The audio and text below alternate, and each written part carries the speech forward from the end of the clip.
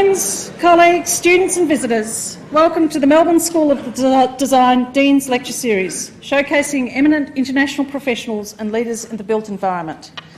My name's Julie Willis and I'm the Dean of the Faculty of Architecture, Building and Planning. I begin this evening's proceedings by acknowledging the traditional owners of the land in which this event is taking place, the land of the Wurundjeri of the Kulin Nation, and pay my respects to their elders and families, both past and present. This is our final lecture in the Dean's Lecture Series for 2018, and tonight's event is sponsored by Dulux. We're delighted to have Dulux supporting our faculty activity and student experience so enthusiastically. Urban resilience is a topic which has been of significant interest to the faculty. Earlier this year, the Melbourne Sustainable Society Institute, housed here within the faculty, hosted the Eco City World Summit 2017. With nearly 1,000 delegates from over 30 countries, the conversations held at the summit between academics, business leaders, not-for-profit and government representatives were invaluable for the ongoing challenge of building resilient cities. We continue that conversation by hosting jointly funded with the City of Melbourne, a Chair of Resilient Cities held by Professor Lars Cohen, who works closely with local government on these issues. Tonight we build on these conversations and are extremely privileged to have Alison Brooks speaking tonight. Alison is Principal and Creative Director of Alison Brooks Architects and one of the leading architects of her generation. She has developed an international reputation for multi-award winning body of work since founding the practice in 1996. Her architectural approach emerges from broad cultural research, with each project expressing a specific response to place, community and landscape. This has produced a portfolio of projects of distinct identity encompassing urban design, housing, education and buildings for the arts. Her work has attracted international acclaim for its conceptual rigour, sculptural quality and ingenious detailing. Alison has become a public voice for the profession, advocating the role of housing as civic building, the resurgence of building craft and the use of timber in architecture. These themes characterised her acclaimed installation at this year's Venice Biennale, Recasting. In 2017, Alison was appointed as Royal Designer for Industry by the RSA and selected as Mayor's Design Advocate for London. She was honoured with the 2017 AJ 100 Contribution to the Profession Award, giving the keynote speech at the UK's 100 Largest Practices. Alison Brooks is the only British architect to have won all three of the UK's most prestigious awards for architecture, the RIBA Sterling Prize, Mansa Medal and the Stephen Lawrence Prize. I'm very much looking forward to hearing more about Alison's work in tonight's talk titled Ideals, Then Ideas, Authenticity, Generosity, Civicness and Beauty. Please welcome me in joining Alison. Please welcome me.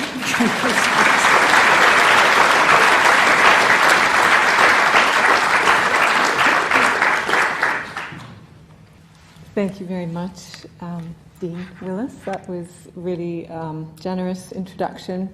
I'm really happy to be here. It's definitely worth the trip, I can say, even after being here for only a couple of days. I'm going to start with a bit of a preamble to my work, just with some context. This is an image of Chicago. It's a picture I took from the John Hancock building about 8 years ago. And it sort of represents for me this idea that the city is a project, and it's a collective project, not just an architectural project or a planning project or an academic project. It's a place of possibility where heritage, technology, design, and society coexist and support each other. I've always thought of architecture as fundamentally the project of the city, and this is never more important than in our global age of urbanization. And it is a project that depends on social idealism, a faith in the benefit of collective living, but also an expression of culture and values. So I've made London my home since 1988, and as you can see, London is stark contrast to Chicago. This is a view looking north. It's not one of the tourist views of the city and all of the new development, but this is kind of the people's London, Low-rise, organic, a kind of beautiful, undesigned mess, I think of it, with garden squares, parks, and terraces forming the primary sort of moments of urban design. And I think this character of London, its kind of diversity, its richness, its organic quality, and its sort of intensity, in a way, of history and typologies, makes it, and its relationship to landscapes, makes it one of the most desirable cities in the world to live. And until recently, it's been a very tolerant and inclusive place, and I still think it nurtures eccentricity. So it was very welcoming to me when I came to London. This is another kind of map of London. It's a density map, and it shows how London is primarily 3 to 10 stories. That's the sort of medium green to light green, punctuated by squares and parks.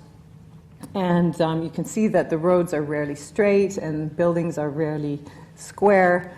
And it combines really robust, timeless heritage with a kind of restlessness that I enjoy. And one of course, its most distinctive features are the squares, the garden squares, which were laid out in the 17th and 18th century. And this is Bedford Square. And as you may all recognize, this is the home of the Architectural Association in one of the terraces.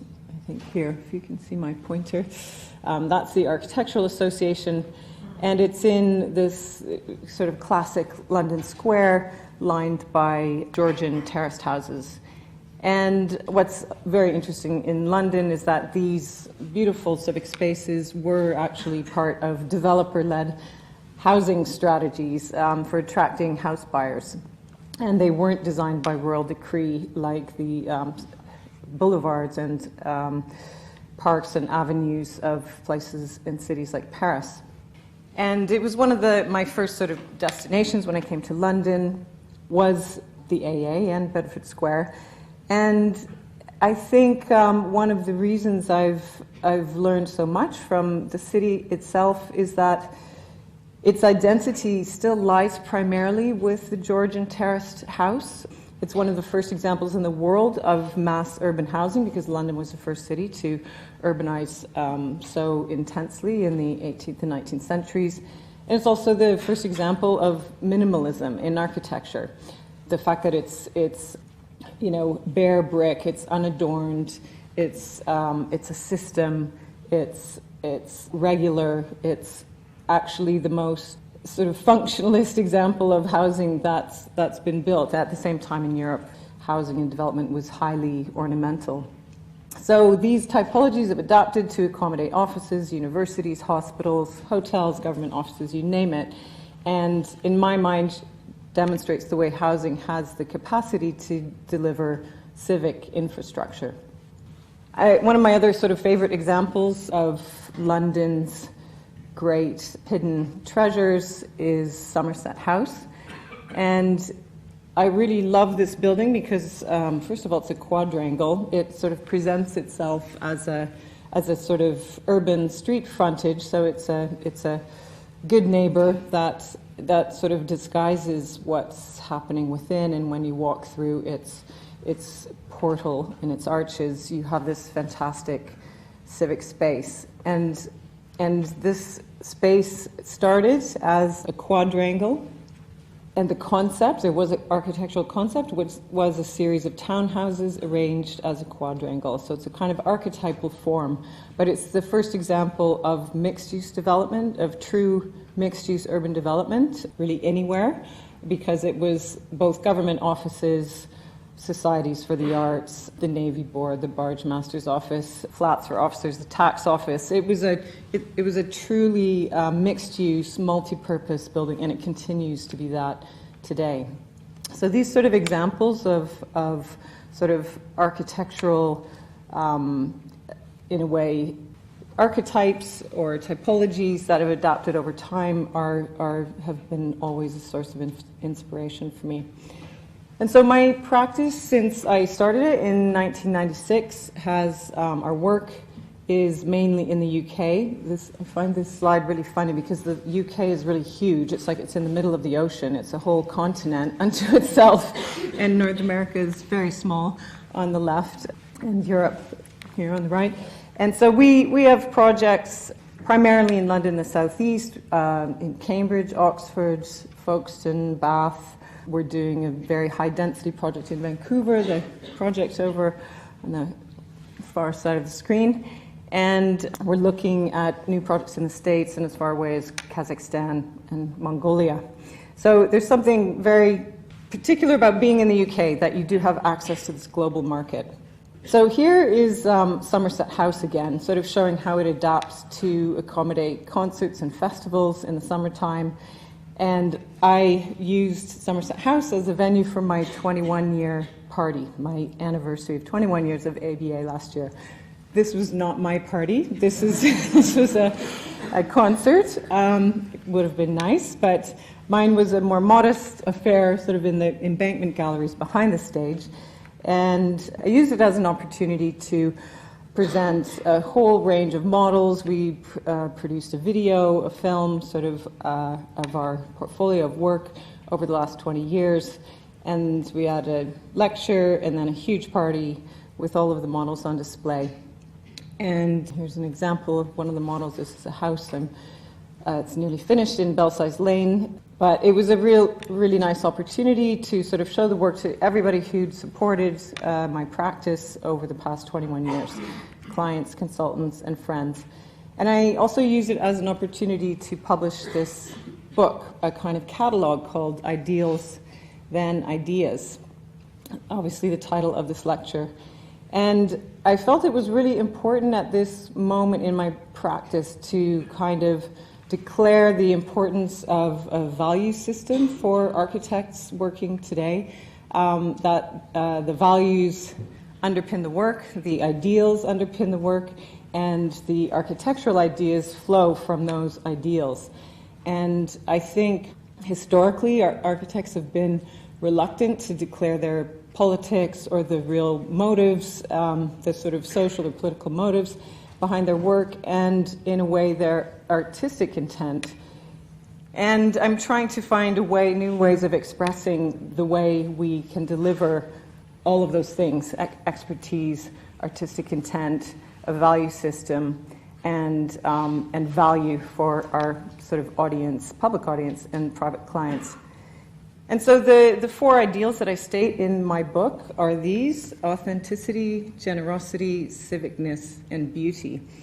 And these four ideals I felt applied to every project. It doesn't matter what sector, what client, what place.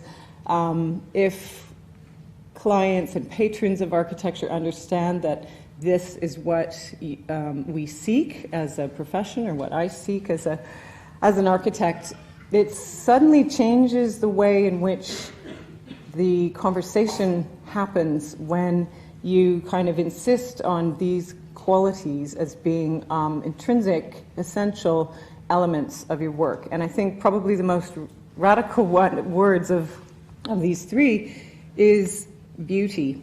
And this was a word that I'd never heard and never used when I was in university. It was kind of, beauty as a concept was really rejected at the beginning of the 20th century, the modern project. And in architecture, I think the idea of conceptual beauty or aesthetic or tectonic or material beauty was not really permitted. It was outside our the sort of lexicon of devices or subject matters that we could speak about as architects. And I feel that our loss of responsibility for delivering beauty somehow has diminished our place in society and culture, and we need to reclaim that mission in a way, to deliver beauty in terms of creating places where people can live beautiful lives. There's nobody who doesn't want to live a beautiful life. So in the book, I also outlined the themes and the strategies that have informed my projects. And in a way, these are all sort of tests, I suppose, ways in which each project has worked as a device to explore a certain theme And so the projects are organized in the book according to theme rather than according to building type. So I'll start with the first kind of ideal, which was, and like many young practitioners, I started out as pretty much designing houses after my first hotel interior in Helgoland. And this is the VXO house in Hampstead. And this project came as a result of a phone call I got when a client who I'd met sort of years before phoned me up and said, could I have a look at designing a shelf for her study? Because she'd had a fire in the house and she was refurbishing it and she wanted to design for a bookshelf. And I sort of thought, well, you know, it's not the greatest inquiry I've ever had, but I'll go and I'll design that bookshelf. It was, you know, we really needed the work. And it turned into this project over the next 3 years. And it became a very important project for my practice because it was published, it won an RB Award. And so I tell everybody, all young startup practices never turn down an inquiry, even if it's just a shelf or a fence or anything. Just go and see what you can make of it. And so this project became a way of testing ideas that sort of grew from the existing house. You can see a little bit of it here. This it was just a very tiny, modest 1960s house, brick. And I designed this extension to the front, which was conceived of as a sort of a new foyer for the house with an open indoor-outdoor space, kind of covered foyer. And each element of the design was expressed as an autonomous piece, sort of in the manner of the modernist architect from the 50s or 60s. So the structure is expressed as a V, and you know, screen walls. The blue screen wall is a piece of art. The stair is a suspended screen. Everything has its sort of autonomous language and form. And it became eventually a series of 3 projects, the X Pavilion, which is a gym, the O Port, which is a carport. And I considered it a kind of campus, like a domestic campus where various buildings can be used in different ways, and exploring the idea of folded surfaces. And also the idea of grottos, garden buildings, trying to make an architecture that was somewhere between landscape architecture and building. And so this project was quite widely published, but I felt with my next project, another house extension in London, that I'd sort of exhausted the modernist idiom of expressing each element as an autonomous piece, and decided to explore an idea of making architecture out of just one thing. And so in the top left-hand corner, the idea was to make an entire pavilion out of one single sheet of brass, and to take that piece of brass and cut it and fold it so that it becomes columns, benches, walls, light screens. And it was patinated brass, 3 mil thick, and it was about making a kind of disappearing architecture. And that idea of folding, a kind of obsession with folded surfaces and reducing the elements of building to a single thing, moved into the next project, which was the Salt House. And this was, in a way, my first attempt to work with vernacular forms, to actually take on board the hipped roof as a thing, because I'd never done a building that didn't have a flat roof. And so this project became a way of exploring hybrids. It's an atrium house, beach house, oyster fisherman, vernacular interpretation.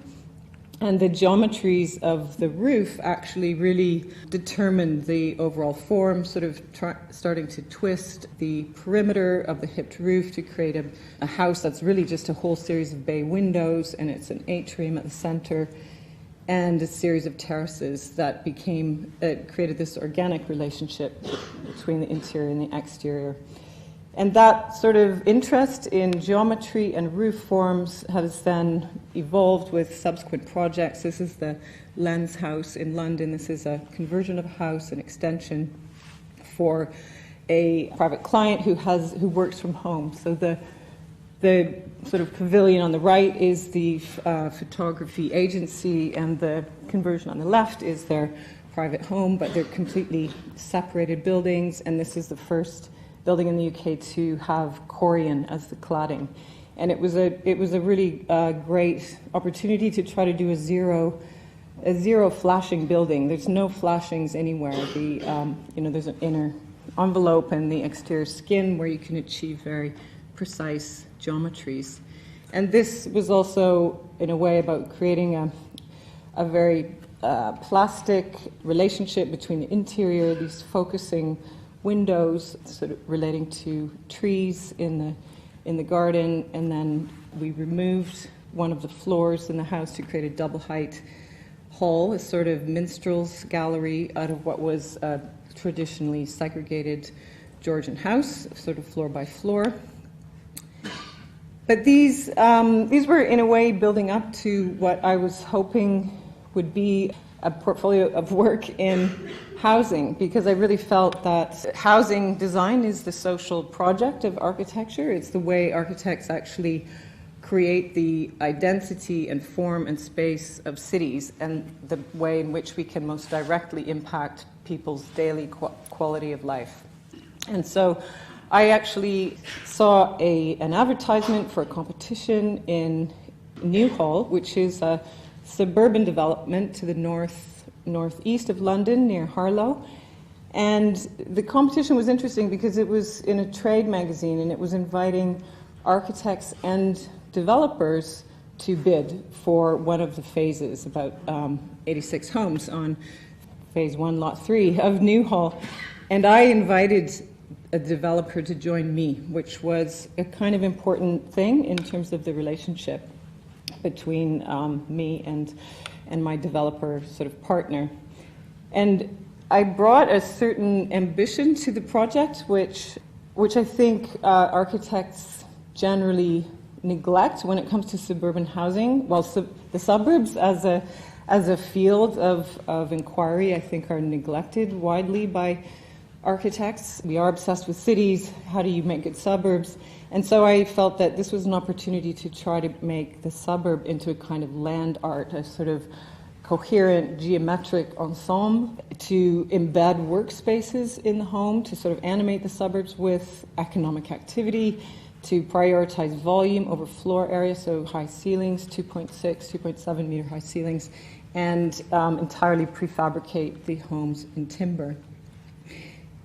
And in addition to this, it was another opportunity to work with a hybrid idea, so combining, for example, the traditional sort of English house, urban house that had a shop on the ground floor and people lived above, with the geometry and materiality of the Essex barn, the kind of roof forms that are articulated, the sort of back-to-back relationship of patio houses and contained gardens, and Brancusi, who's just a particular obsession of mine, the totems of Brancusi and the very deep relationship of geometry to form and light.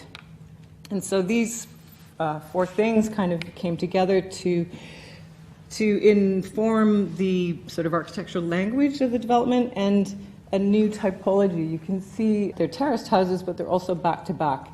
And this sort of compacting, this packing of that typology allowed me to introduce a new street into the development. So originally it only had 2, and we managed to get it an entire additional street of houses, an additional 8 houses, and sort of increase the value of the build for our developer. And there are small apartment buildings and then villas at each end of the streets. And this solution was based on a transformation of the British terraced house typology. So rather than working with a 5 meter wide plot, 5 meters wide and 25 meters deep, I proposed a 10 meter by 12 meter plot. So they're both 125 square meters, but obviously the T-shaped plan creates courtyards and internal spaces to the house and sort of integrate external and internal spaces. And so there was another transformation, which was actually introducing a non-orthogonal geometry into the plan, and that that sort of rotation, this very slight tweak, actually creates if I go back to the first slide, creates this very particular identity of the roof form and the way it meets the facades. Sorry. So this is the way that plan evolves into a house type. So you can see on the left this room at the front of the house, which is a study, and that room I had to fight for about 2 years so that it wouldn't be eliminated from the house type, because it's not a room that is sort of valued in British housing development terms. They only value living room, kitchen, and bedrooms. And so this study workspace was something I had to really fight for. And then another thing was making a roof space that was adaptable as a bedroom using prefabricated timber. So those geometries kind of impacted the mansard roof form, and you can see the rooms in the roof, or barn roof form, however you want to think of it. And this section shows how the typologies are packed back to back. And because they were prefabricated roofs, roof panels, there are no trusses, so we were able to create sort of cathedral ceilings in the bedrooms and use the roof space for an additional bedroom. So this is how they pack together, and the sort of cut in the middle allows light into the courtyards. And this is the sort of resulting site plan. And the streetscape, which all of those ground floor windows are actually home offices and home businesses, and some people have signs in their window, and most people say it's their favorite room in the house because they can go in there, shut the door, work, and actually have a sort of protected space that's connected to the street. And this is the front hall. We always work to have very generous front halls in all of our house types. You can see through to the courtyard. And this is the kind of permeability and porosity that you don't normally get in an English terrace configuration with roof terraces. So there's a front patio, a roof terrace, and a back patio. And this is how these patios look. So they connect the kitchen and living room, and then the master bedrooms that have cathedral ceilings. And we use timber composite windows. That's another thing we always go for, is so you have the warmth of natural timber on the inside and aluminium on the outside. And then we developed other typologies, the Villa Typology. Again, you can see the plan geometries informed by the salt house, master bedrooms on the first floor with a balcony at the front, a veranda. I always introduce verandas into my projects, which comes from my sort of Canadian upbringing, I think. You have to have a veranda on a house to create a threshold. And this is, well, you can see the same idea in terms of using the roof space and creating cathedral ceilings in the upstairs bedrooms. And this is the villa typology. And the interior hall space, and sort of making sure there are sort of moments where you can see from the hall and bring natural light in from the outside.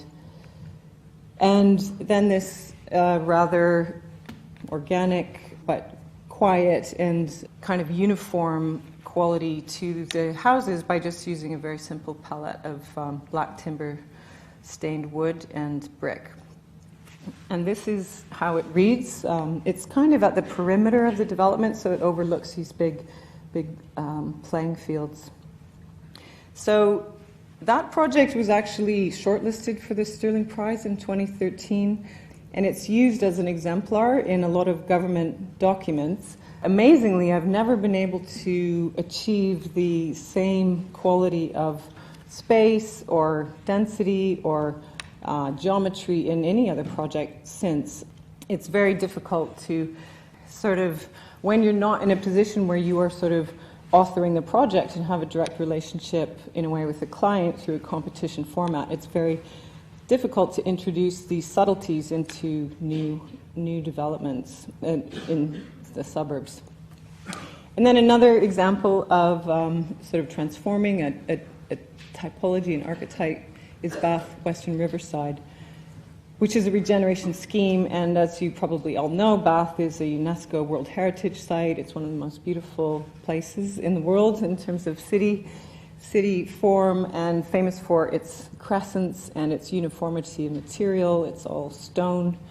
And here's the figure ground plan of Bath, and you can see it's the crescents and circuses and sort of amazing forms created by what were developers working in the 18th century to create desirable and profitable developments, but at the same time creating beautiful pieces of city. And the regeneration site was down here near the river, and here's the master plan and our little site here on this sort of promontory next to the river. And so I took this project as an opportunity to sort of reinterpret the Bath crescent and to allow each building, each terrace on our site to be a segment of a crescent, a kind of variation on the theme of the crescent. And so there are semi-detached villas, terraced houses, and mews houses over garages. And this created this sort of assemblage, which you read very much from above because it's at the bottom of the valley in Bath. And so the geometry and form of the roofs was very important, and the idea of introducing a multi-purpose space into the roof of the house, a little bit in the spirit of the arts and crafts house, where you have very tall studio windows often, and that room can be used as a family room or master bedroom or lots of different uses. So this project is complete in Bath, and it's also an example of a city where the requirement is to work with Bath stone. There's no other material you can use, and so every development is built in Bath stone, so 100 mil thick. So you sort of wonder, why is using a really fantastic material like stone viable in a small city like Bath and not viable anywhere else in the country? And it's just very interesting how a legislative planning framework can actually impose quality, and things still get built and they're still viable. To just depart a little bit from the housing theme, while I was designing these residential projects, I felt it was important not to be pigeonholed into that typology as a practice. And so I did a competition, one of many, many competitions for the new Folkestone Performing Arts Centre. And this is an example of a seaside town in Britain. There are many sort of down-and-out seaside towns in Britain. They had their heyday in the 19th century. And here you can see the site, which is on this sort of long Georgian street that went down to the harbour, which is down here, sort of park next door. And this was our site plan at the competition stage, where we proposed to actually connect the harbour with a new tree-lined boulevard up to a piazza and shared surface and a new public park. And we were actually the only competitors in the project that sort of took on board the nature of the city in the urban context, rather than just proposing a building for the site. And we felt, Folkestone had its heyday in the 19th century, and it's kind of lost its glamour, but it has still got the sea, it's still got a fishing village, or a fishing industry, and the image on the right is actually the site. So you can see how dire it used to be the Bond Street of the south, this street, if you can possibly imagine Tontine Street as this kind of seaside Bond Street, and then this kind of really terrible site.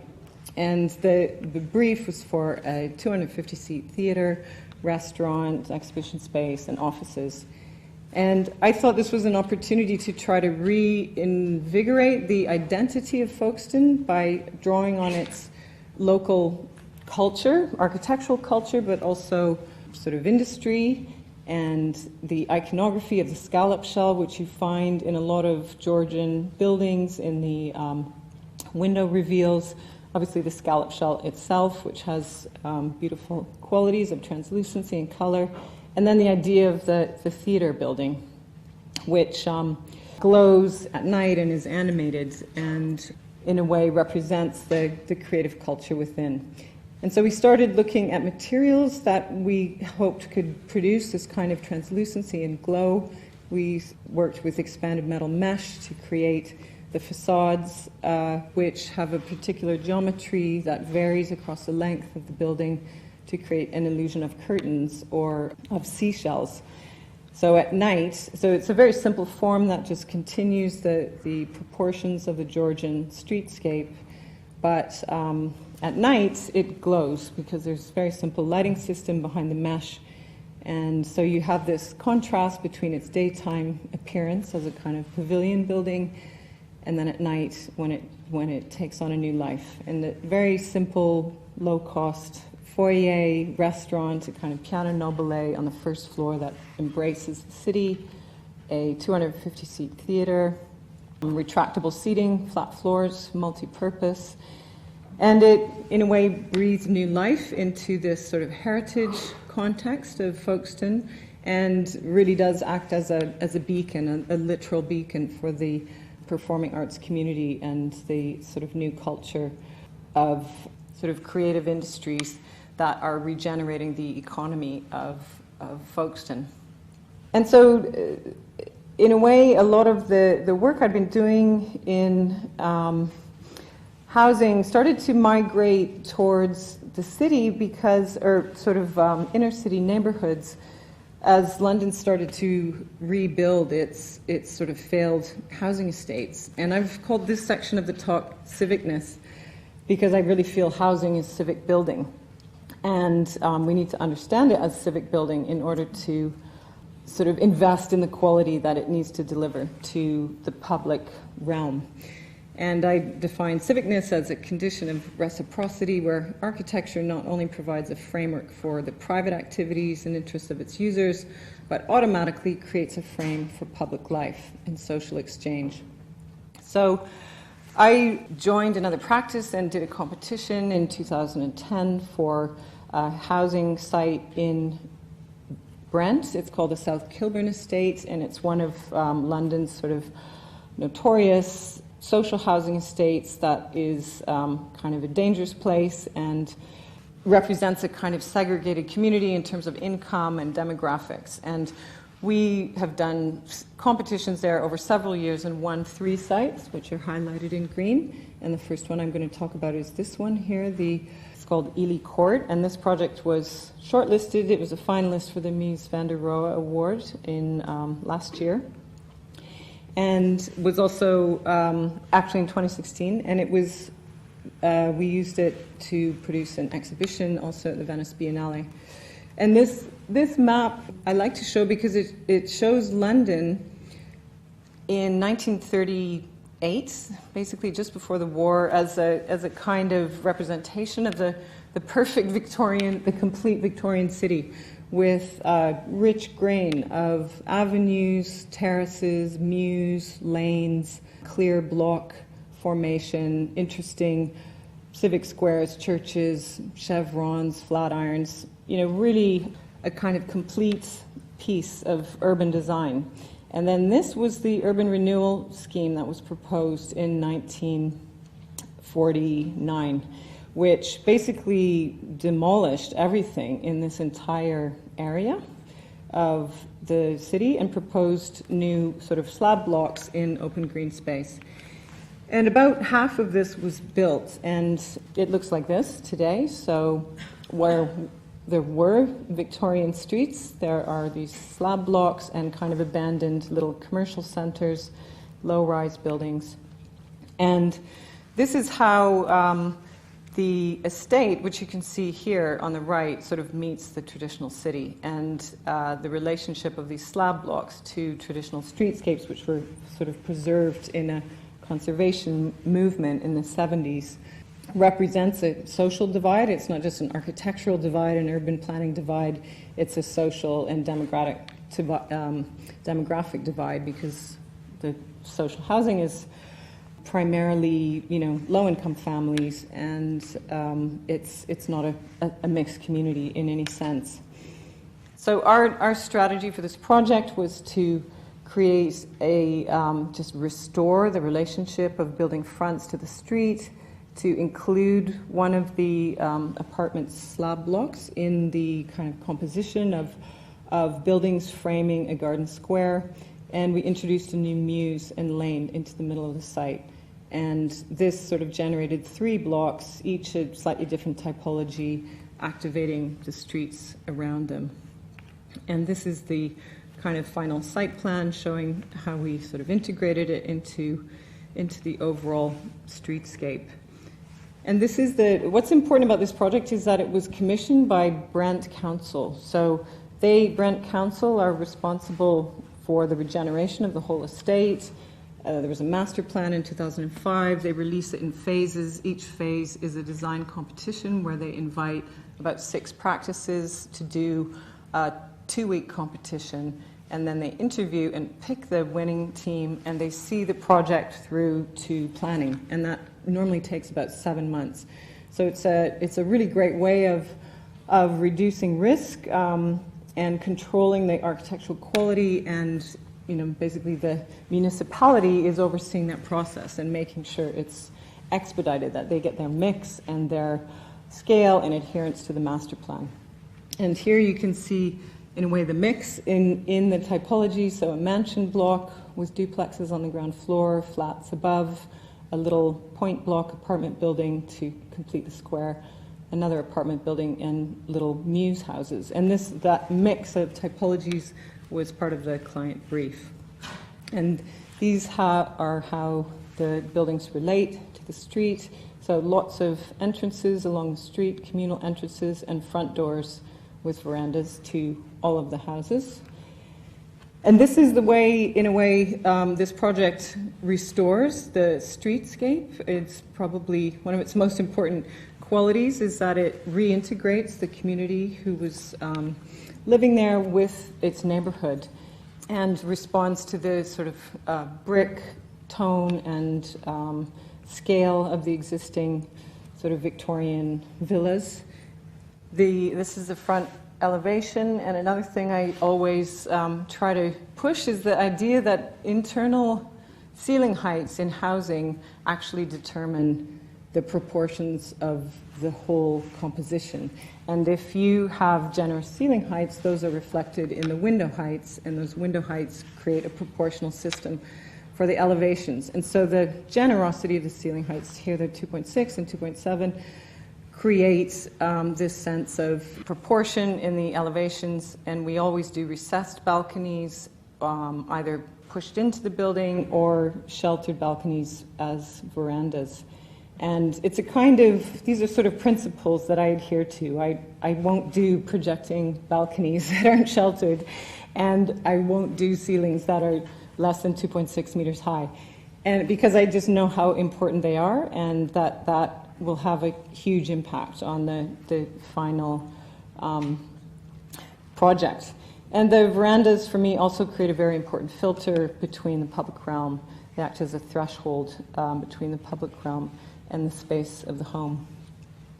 And so here are some views that show how the internal balconies create a sense of additional space and private outdoor space in the flats. This is the relationship of the small point block to the existing 1960s slab, and this is the mews. And this is an entirely new public streetscape that's very busy, and this is all social affordable housing. So all of it's 60% private sale and 40% social rent, and there's no distinction in material or proportion or scale or anything between the social rent and the private sale. It's just the internal spec in the social rent homes. So that's a policy of, it's a London-wide policy that there can never be a distinction between private sale and social rent homes. And so I'll sort of whiz through the next project, which is this one down here, which is a slightly higher scale, higher density. You can see, again, sort of slab blocks on podiums that completely ignore the urban context, which was sort of fantastic long mansion blocks. These are some of the highest value neighborhoods in London, and this is the quality of space that the sort of rehoused residents in the 60s moved into, and sort of this image kind of encapsulates the critique for me of the kind of the modernist projects of the 1960s, the kind of total design of landscape architecture, segregation of the public realm from the ground plane and from the street. So these buildings were demolished, and this figure ground plan sort of shows the transformation from the point block strategy to urban blocks that present fronts to the street and sort of restore that relationship. So this was a higher density scheme. We worked with another architect on the other two blocks to the north and to the west, and we did this sort of long block on the street and a little point block at the bottom that allowed light into its neighboring spaces. And when we're working with very long buildings, it's really about, again, proportions, trying to break down the length of the building by using sort of overscaled elements, balconies, bay windows, and we've expressed the roof as a mansard in this project. And then the communal entrances are open through to the garden, so you get this transparency and legibility of the typology from the street. And this is how this mansion block is arranged. So it has flats on the bottom 4 stories, and then the top 2 stories are duplexes. So there's sort of houses on the roof. And this is the kind of great advantage of the mansion block. You can arrange the typologies however you want, and then you repeat the module. And this is the plan arrangement. And this little tower here has flats on all the corners. They're really amazing, sort of double and triple aspect flats. And this is also affordable here. So this is invisible in terms of tenure because the affordable and private are mixed. And this is the kind of basic module, which is another sort of set of principles that I try to always adhere to. Stairs on the outside of the building with natural light and ventilation. When you come out of the lift, you see out onto the street, and there's basically no corridor. There's 3 doors off of a core. So that allows you to do through units. So they all have front and back aspect, and then 1 bed's sandwiched in between. And this, in a way, creates a kind of rhythm and consistency to the facades that we really work on in 3D in the oblique. We try not to design in elevation. The elevations are a byproduct of the 3D model, but this is the kind of proportioning system, a certain degree of irregularity to the window arrangement to the street, and then a much more consistent and kind of wide balcony relationship to the communal gardens. So these are communal gardens shared between all 4 buildings. And at the end, that little point block has central halls with doors opening onto all views in every direction, and recessed balconies that act like internal glazed rooms. And the kind of, in a way, the culmination of this work in sort of low-rise, higher density became, I was invited to do a building in Greenwich, in the Greenwich Peninsula, for Night Dragon, who've commissioned a huge master plan for potentially 150,000 people who will be living here in the Greenwich Peninsula in the future. And they've just started building out sort of small pieces of this master plan with a central park, and I was asked to do a site at the middle of the park for 400 homes and amenity and co-work space at the base. And with this project, I mean, the Greenwich Peninsula there was really nothing there other than the power station, and I felt this was an opportunity to try to draw on the spirit of the sort of Victorian infrastructural past and actually express in a way the solemnity of this industrial past and try to produce something that is a little bit outside the realms of residential architecture. And so this very simple sketch represents, in a way, the traditional modernist approach of towers on a podium on the left, and then our idea to sort of sculpt the towers in a way that they emerge from a plinth, and there's a kind of uniformity or coherence to the overall form. And on the left is the sort of master plan diagram that we started working with, and on the right illustrates our sort of idea of working with the geometry and with tapering the towers to allow more light into the sort of podium garden. And so this is the final relationship of our scheme to its neighbors, some early 3D modeling studies. I mean, the tapering of the towers was super important in terms of getting the density, getting a mix of buildings, and having enough space and light in between. And that's the kind of site plan, final site plan with the mix, study models. And one of the most important things about this project was insisting on this loggia, the idea that there would be a continuous, or there will be a continuous loggia across the front of both buildings to provide shading and privacy and a kind of expression of sort of inhabitation and generosity to the park. But actually, one of the most important things about this project was, to me, was that it didn't necessarily appear to be residential architecture, that it actually could be an office building, it could be a vertical logistics warehouse, it could be a university building, but that it is adaptable over time. And so this project has planning. It's sort of in the pipeline in London. I'll just, in a way, whiz through these early projects where I could talk about the principle of generosity. This is a scheme that a Melbourne architect who worked for me worked on in northwest Cambridge, based on the idea of the palazzo as another kind of multi-purpose typology that can be adapted to new use. And then another higher density project in London based on the idea of the pencil. It's on the site of the former Barrel Pencil Company in North London. And so this project is working with geometry and materials to sort of carve a space, a kind of crust out of which sort of inner courtyard spaces are carved that are clad in reflective material to introduce light into that space.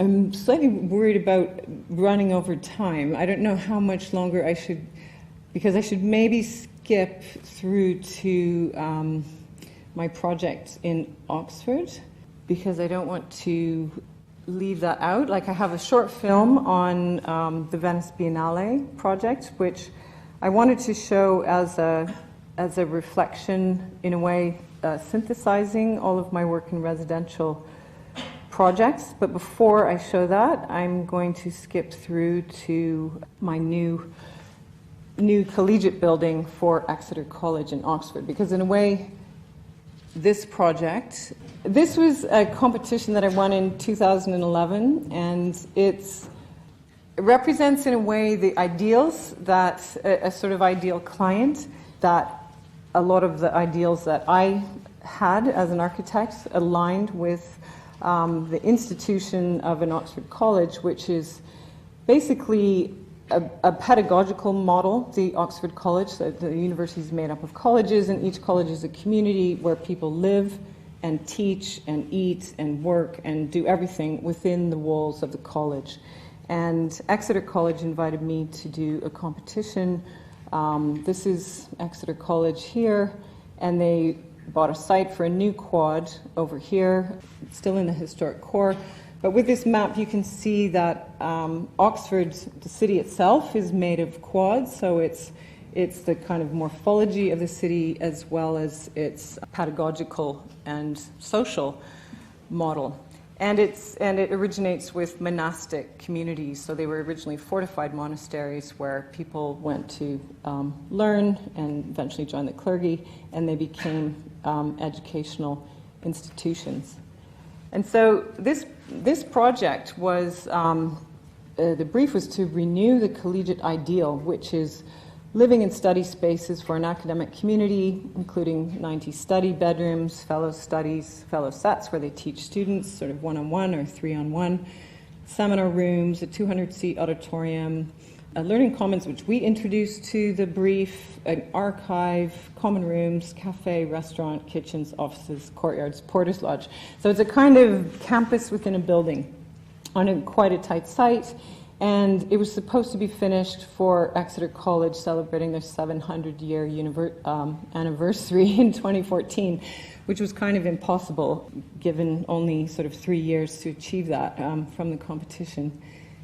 But what was very important to us was to kind of understand the history of the quadrangle as a collegiate typology and as a collection of sort of identifiable buildings distinguished through their roof form, and the idea of student rooms being arranged around a stair that you can see here, and buildings that are kind of one room deep. And it's one of the most wonderful things about Oxford is you can see through the buildings to sort of landscapes on the other side. So this is the one of the 4 courtyards of Exeter College's historic quad. This is incredible neo-Gothic chapel by Giles, Gilbert, Scott, based on La Chapelle in Paris. And so there's a kind of incredible architectural legacy to live up to, and I did the competition for this site up here on Walton Street. So here's the site from the air, and you can see it's a sort of jumble of existing buildings on a long site next to a kind of college gardens here, and sort of artisan community, residential community to the north. And this is the existing building that was on the site. This is, it was Ruskin College, and there's a nice relationship between Ruskin College and Exeter College, because William Morris was an alumnus of Exeter College, along with people like J.R. Tolkien and Philip Pullman and Martin Amis and this incredible literary tradition. But Ruskin obviously was also closely associated with William Morris, and this was the first working men's college in Oxford. So it had significant social value. It was the home of all the original sort of social justice movements in Oxford, and so it was deemed historically significant, not for its architectural value, but for its social value.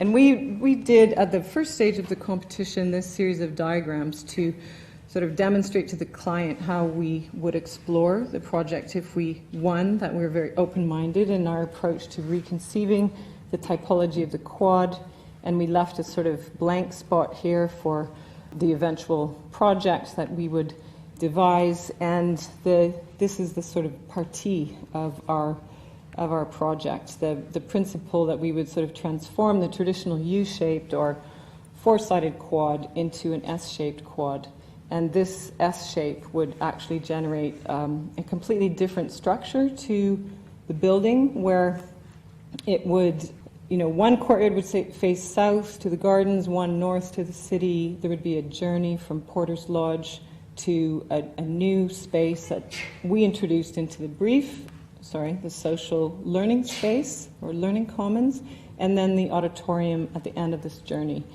And we used the topography of the site to create a sort of three-dimensional landscape in the learning commons, and then the idea was that the building itself would act as a three-dimensional ambulatory in this sort of medieval tradition.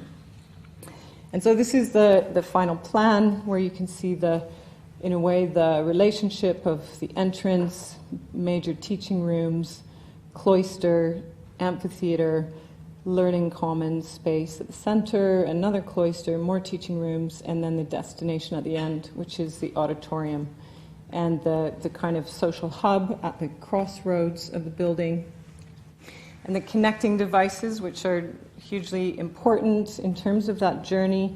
So the south cloister is made of timber, glulam fins, and the form that the fins creates through their geometry is this convex ellipse. And so the idea was that the cloister would sort of swell in the middle to become a place of gathering, And then the north quad is a convex ellipse, and it's made of concrete, and it serves a slightly different purpose. And these two cloisters lead one to the auditorium, which is another sort of expressive timber structure. So this is the kind of competition stage section that shows this, in a way, the complexity of the section, the importance of this sort of crossroad at the center, teaching spaces up under the roof, like sort of some of my residential projects that use the roof space. And these diagrams sort of show very schematically the kind of existing buildings, the potential of extending upward, but using rights of light as a parameter, and then an idea of a sort of coherent enveloping roof form.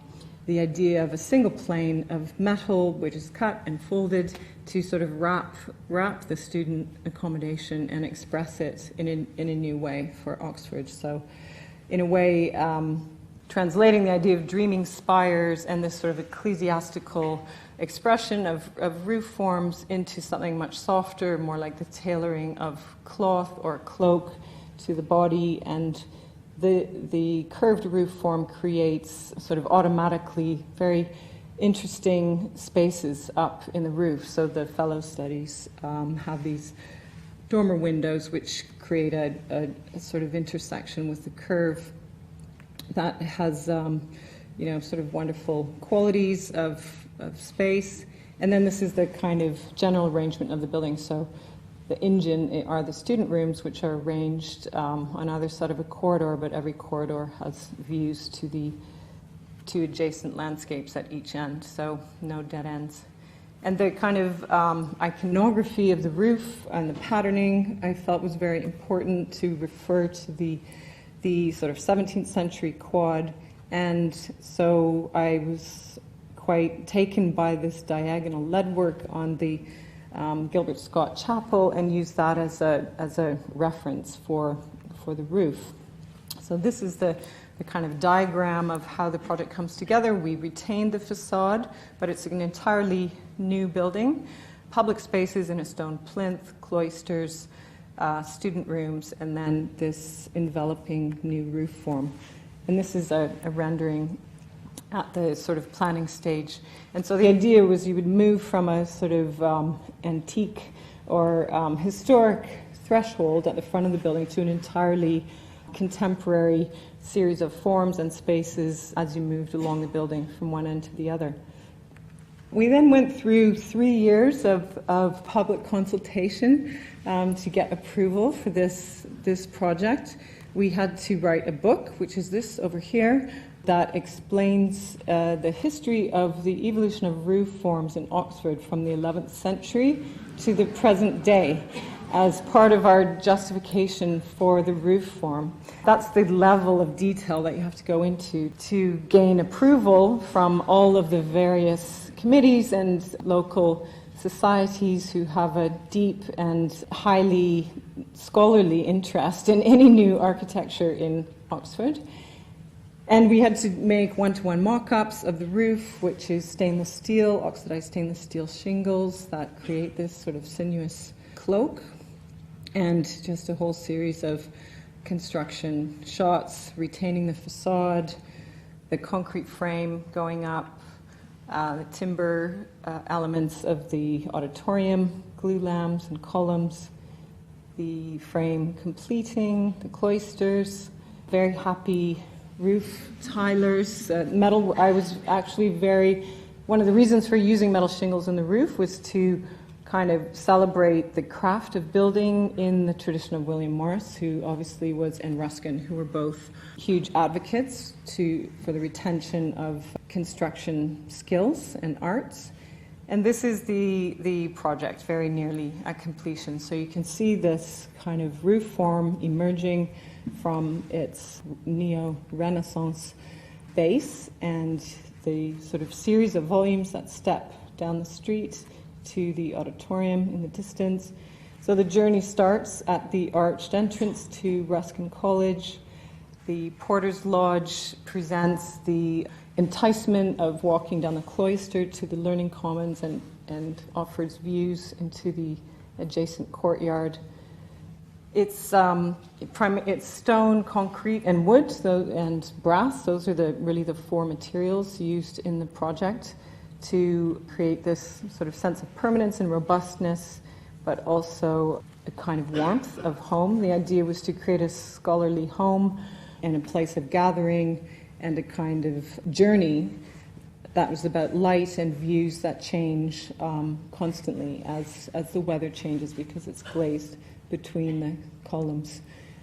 And so the cloisters offer views into teaching rooms, and they're sort of more traditional seminar rooms that refer to the existing facade, and then the social learning space at the heart of the project, which creates these opportunities for informal gathering, sometimes acoustically separated like this suspended room, or open landings. They provide views onto the street, and then looking in the other direction, different kinds of study spaces, staircases that move down to the lower level where there's a cafe, and also study area. So basically every place in the building, like this building, is conceived of as a place to work and study. Every corridor virtually has desks and chairs and benches. And this is the corridor to the archive, which has original William Morris stained glass windows, again acting as an enticement to move into that space.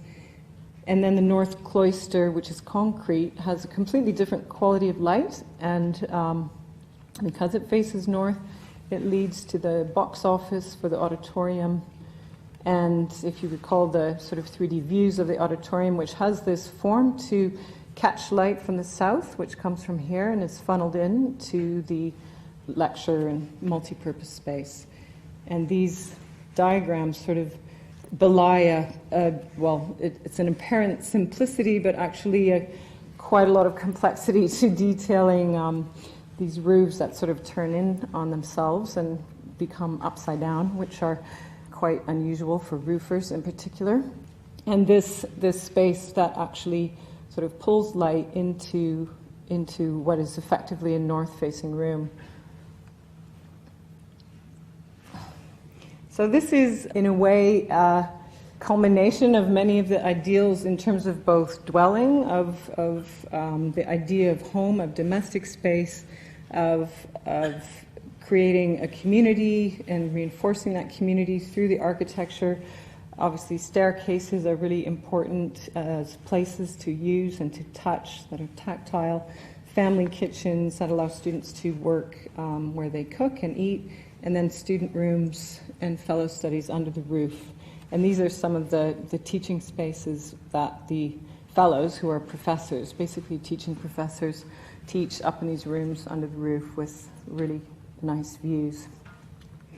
So this project has opened to students. It's not fully open to the public yet, but it's kind of marked a turning point in Oxford's architectural history. Now suddenly lots of curved roofs are starting to make their way into new college buildings that are going for planning consent.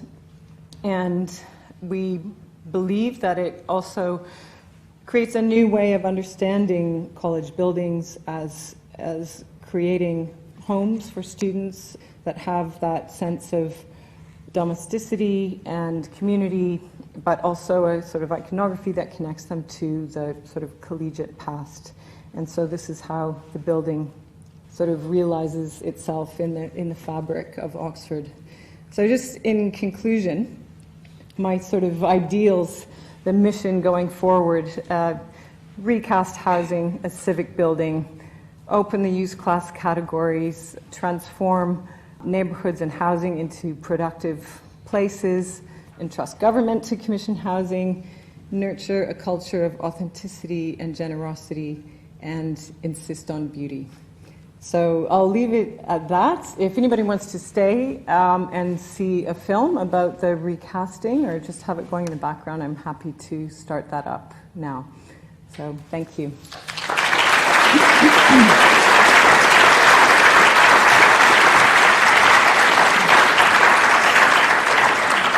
Alison, thank you so much. I think the insist on beauty phrase is just a perfect summation of what has been an absolutely beautiful oeuvre of work. The care and consideration and thought of neighbourhood and community is truly extraordinary and greatly inspiring, so thank you so much. Can you join with me again to thank Alison for a most wonderful lecture tonight?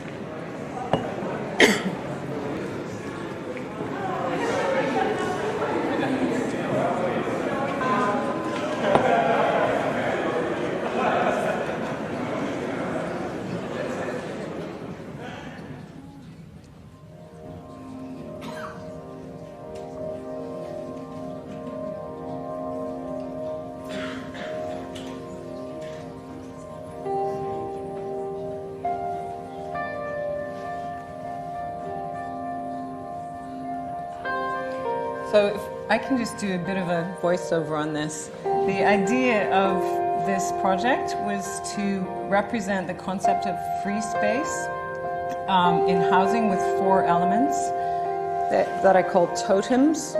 So this totem represents roof space.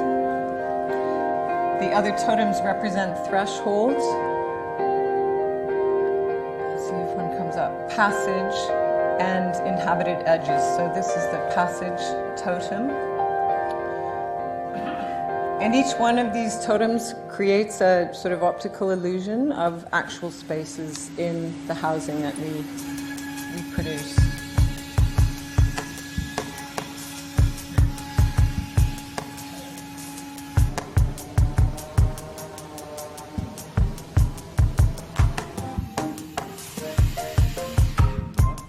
These are furniture makers based outside of Oxford. They're called Benchmark, and they're really amazing craftsmen.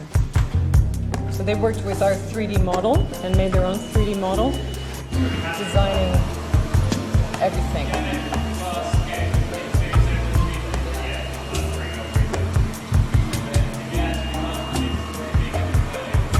And it was made using a Spanish plywood made of poplar called Garnica plywood, and it's very lightweight, very light and very lightweight, and from sustainable forests.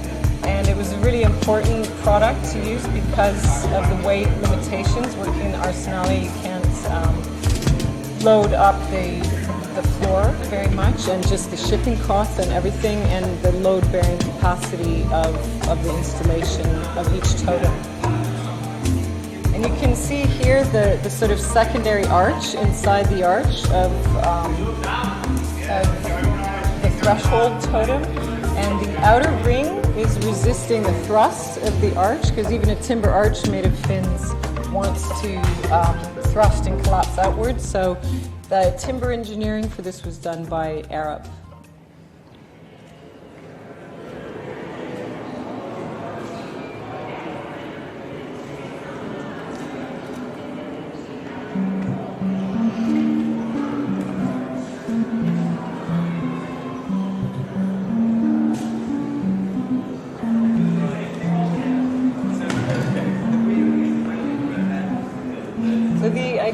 That this would be an entirely site-specific piece that was experiential.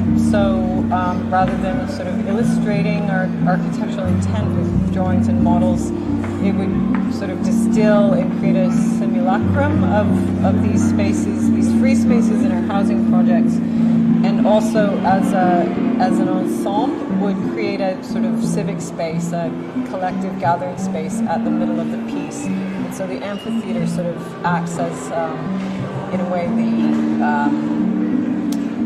another place of gathering and to sit and kind of spend time within the piece. So you go into each one. So I think that's Madelon Briesendorf going into the passage piece, which is a sort of miniature of the cloister at the Cohen Quad. So you look up and you see that view, and it's reflected in mirrors, the double length.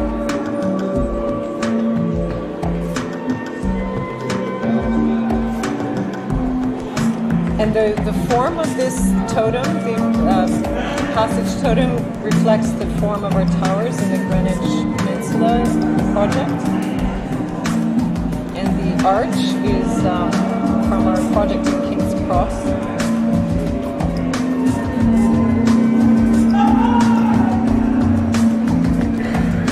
And that's the roof space from our bath project. And mirrors on either side create a sort of infinite arcade or infinite roof space in both of these totems.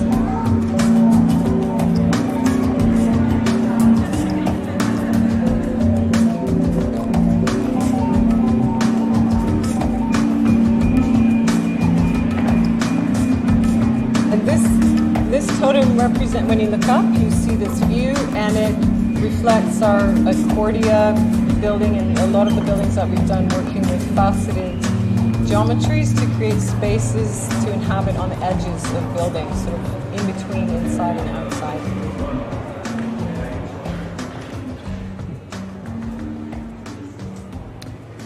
So that's it. Thank you very much.